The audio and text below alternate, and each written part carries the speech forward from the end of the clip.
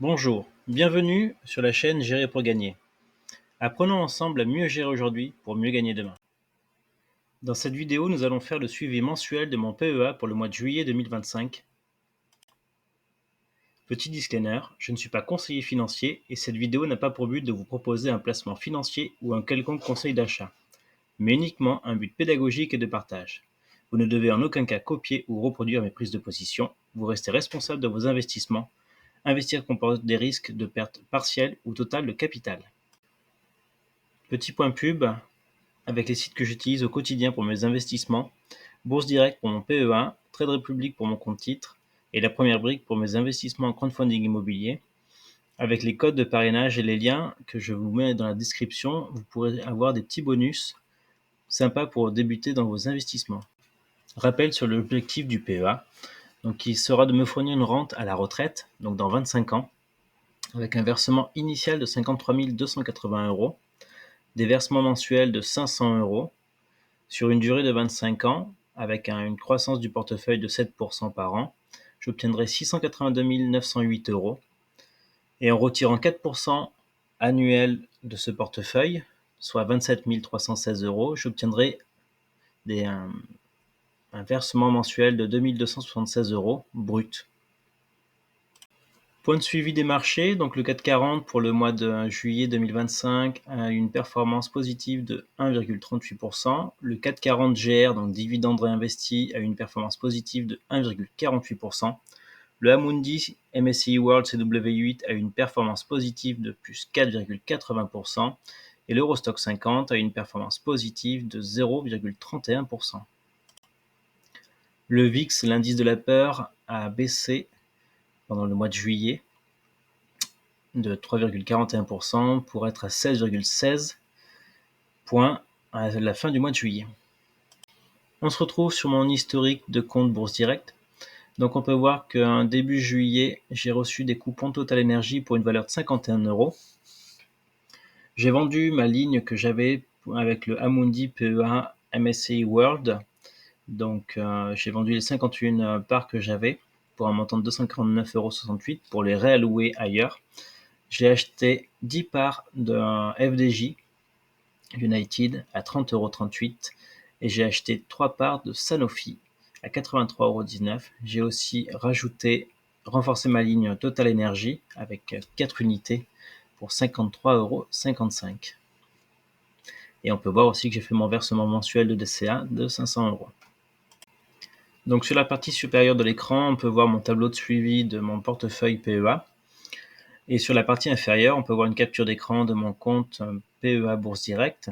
Donc on peut voir qu'en cette fin de juillet 2025, mon compte est évalué à 64 949,06 € avec une moins-value latente de 542,11 €. Un solde d'espèces avec une valeur de 27,08 €. Donc on peut voir que par rapport au mois dernier, on a plutôt bien remonté. Les marchés se remontent et se stabilisent un petit peu. Donc sur le portefeuille, du coup, entre le mois de juin et le mois de juillet, ça me fait une performance positive de 4,75%. Donc ici, on peut voir une capture d'écran de mon compte PEA Bourse Direct. Donc vous pouvez voir mes lignes avec mes PRU, le pourcentage que ça représente du portefeuille, ainsi que les sommes complètes. Donc je vous laisse mettre pause si vous voulez regarder plus en détail.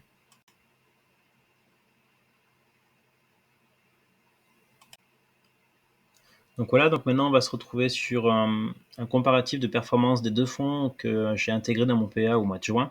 Donc le fonds Indépendance AM Europe Small et le fonds Alkem Small Cap Europe. Donc on peut voir que le fonds Indépendance AM a une performance positive de 0,35%, tandis que le fonds Alkem a une performance positive de 0,33%.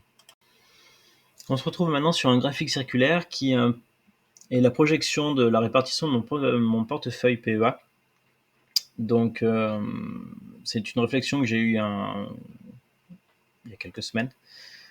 Suite à la baisse qu'il y a eu en début d'année lorsque j'ai commencé à investir en fait la grosse somme d'argent, j'avais pour projet d'investir un tiers de cette somme d'argent dans les ETF et les actions en dividendes. Il y a eu la baisse des marchés en début d'année, donc j'ai ralloué du coup un autre tiers pour acheter des actions individuelles qui avaient baissé où je trouvais que les points d'entrée étaient intéressants. j'ai réussi à faire baisser un petit peu mes PRU au niveau des ETF. Mes ETF ont énormément baissé et du coup, j'avais gardé une poche de liquidité qui, normalement devait rentrer en mode DCA+, donc c'est-à-dire que je devais faire mon DCA mensuel et rajouter cette somme-là, pour l'investir en fait tous les mois pendant 1 an. Du coup, toute la somme a été investie quasiment en quelques mois.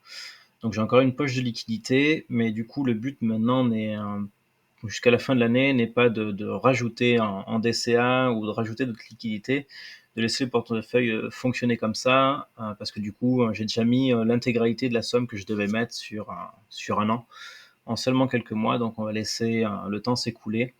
Au fur et à mesure que mes ETF vont remonter en positif, je vais vendre des parts pour du coup resuivre cette répartition pour que le portefeuille soit un peu moins volatif, être un peu moins exposé aux US, hormis le Nasdaq 100 qui, je trouve, est la partie la plus performante des US avec les valeurs technologie. Le CL2 pour amener un petit peu de boost et du coup me réallouer au niveau de l'Europe et des fonds indépendants AM et du fonds Alchem. Voilà. On se retrouve à la fin de la vidéo. N'hésite pas à t'abonner, à liker, à commenter.